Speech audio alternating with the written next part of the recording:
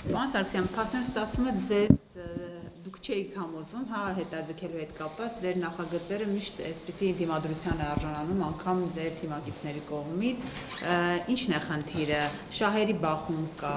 կառավարության հետ անհամաձայնություն կա, ինչն է պատճառը, որ ձեր նախագծերը, մասնավորապես թմրանյութերի հետ կապված վերջին նախագիծը հավանության չի արժանանում։ Տեսեք, հավանության արժանացավ նախագիծը նոր, կառավարությունը տվել էր 11 առաջարկներ, քանի որ ծավալ ուներ եւ բազմաթիվ հոդվածներում քրեական օրենսգրքի,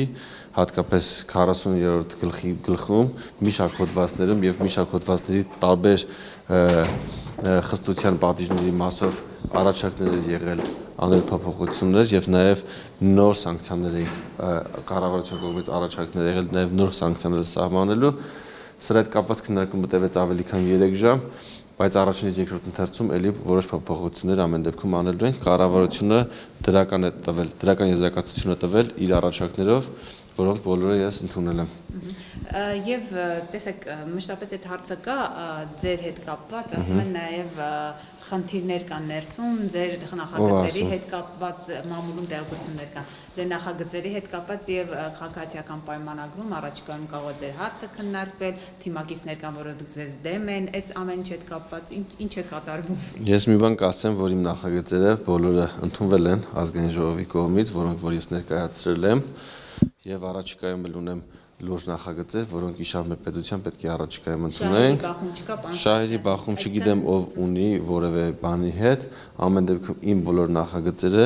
իշավ մեր պետության եւ մեր քաղաքացիների են եւ բնականաբար քաղաքացիական պայմանագրի խմբակցությունը կողմ է քվեարկում, թե ով ինչ շահերի բախում ունի, դրա մասին չեմ կարող ասել։